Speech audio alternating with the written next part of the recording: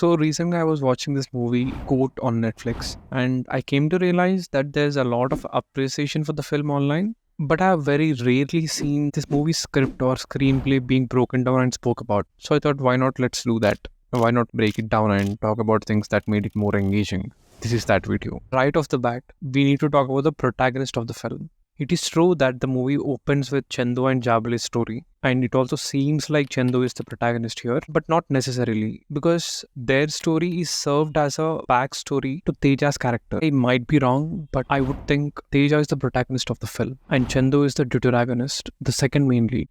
And this movie could have opened with Teja, but it wouldn't have raised the stakes as effectively as when Shanmugh calls Teja as a last resort, because they were about to lose the case. Here the cause is Chandu losing the case, prompting Shanmugh to reach out to lawyer Mohan Rao, who once handled a similar case, where Teja works. So Teja is introduced as an effect or a necessary character to save Chandu. This is called causal chain. It is a logical sequence where one event leads to another. Here, without the case, there is no Teja. This sequence is quick, logical and engaging, and contributes to the film's believability, which we will discuss shortly. This is an effective way of writing a scene because it makes the introduction of characters way smoother and also makes it easier for the audience to follow up the whole narrative on the screen. It was also a clever move, deliberate or not, by the PR team to use the love story to promote the film, because love story is how the film becomes relatable to the audience.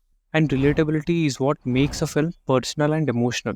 That's when audience begin to care about the characters and therefore care about what happens to them on the screen. This emotional connection keeps them engaged. When your Instagram and YouTube feed is filled with the lead pair dancing to a song, you begin to familiarize yourself with them. By the time you're in the theater, you have already grown attached to the characters and start rooting for them. Similar to how Geeta Govindam's romantic scenes were pushed on social media before the film's release, making the pair iconic even before people watched the film. That is why when Shanmugh calls Teja about the case, we so badly want Teja to take it up and help Chandu get out of jail. But we also wonder, can he even handle the case? After all, Teja hasn't had his first case yet. This marks the beginning of the three-act structure in which Teja is the protagonist. From here, the entire movie can be divided into setup, confrontation and resolution, the three acts in the structure. This is the kind of narration that we see in almost all the movies, including Jersey, Bahubali, RRR, Pushpa and many more. Teja's capability as a lawyer is established using intercuts. Intercutting is when the narrative alternates between two or more scenes. In this sequence, intercuts energize the narrative and eliminate the need for a formal montage. This is also referred to as parallel or simultaneous action or cross-cutting in editing, where events in different places or times are shown side by side. Intercutting here heightens emotional impact. We see intercutting being used in many other films, including Attarinti Dareti and King. This makes the narrative more engaging and less repetitive. At this point in the screenplay, it is strongly established that Teja can handle the case. Shanmugh narrates the backstory to Teja. Chandu and Jabali meet at a kirana store. This is the inciting incident. The moment that kickstarts the story is called an inciting incident. They fall in love. The good part about this love story is it avoids being cheesy and leans more on believability. And what makes a movie believable? When every actor delivers their lines naturally without dubbing errors. To me personally, that's one of the biggest factors that can cause a disconnect. The casting, the production design, dialogues all feel grounded and real, yet cinematic in this film. For instance, when Shanmugh first calls Teja, a steady mid-shot slowly pushes in on Teja, building intrigue,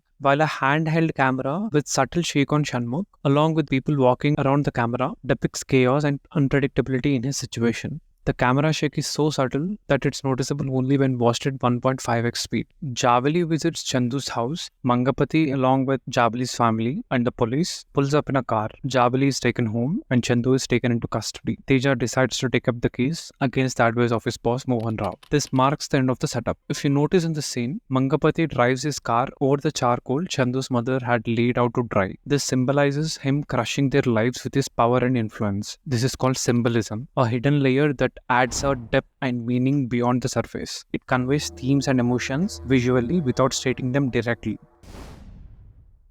In this segment, after Teja takes up the case, he hits the bell in response to Damo's offer to drop the case for money. Court bells are usually rung for various reasons, one of them being the end of a session. Here it symbolically signifies the end of their corruption and injustice. Symbolism once again speaks louder than words and leaves a stronger emotional impact. Once Teja officially accepts the case, we see a series of counter-arguments, cross-examinations, and mainly reconstruction of the events that were already presented in the court as proofs. This is a classic courtroom drama technique used in thrillers, keeping both the audience and the courtroom in the dark until the protagonist recontextualizes the facts. Recontextualization in screenplay means showing a previously seen event again, but with new context, added details, or a different perspective, changing its meaning entirely. We see this in almost all the courtroom dramas, from Pink to recent Kesari 2. The twist in Act 2 is revealed when a video is presented in court showing Jabali and Chandu going into a room together.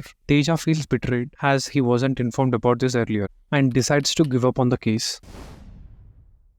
Teja returns to his hometown, doubting his abilities as a lawyer. His boss Mohan Rao makes him realize his shortcomings, particularly his hastiness and lack of questioning. Teja makes the bold decision to return and continue fighting the case. This marks his character arc from an assistant waiting for his boss's approval to someone who learns from his own mistakes and takes initiative. He proves Chandu's innocence and ends his closing arguments with a crisp, insightful monologue, one that's informative rather than preachy. He wins both in court and personally. Chandu is released, Jabali is trusted more, Chandu gets back to his studies, Mangapati is held accountable. This movie is full of details that enrich its world and keep the audience immersed. For example, scenes like Chandu being presented before the magistrate for remand, showing us the memo of appearance letter, and Shenmukh offering thumbs up to Chandu's mother instead of water. These are meticulous observations from real life that writers usually fail to notice. And this is what makes a script good. After all, cinema is imitation of real life, isn't it? Court will remain as one of the best courtroom dramas in Telugu cinema for years to come. Thank you for watching. This is Not a Critic.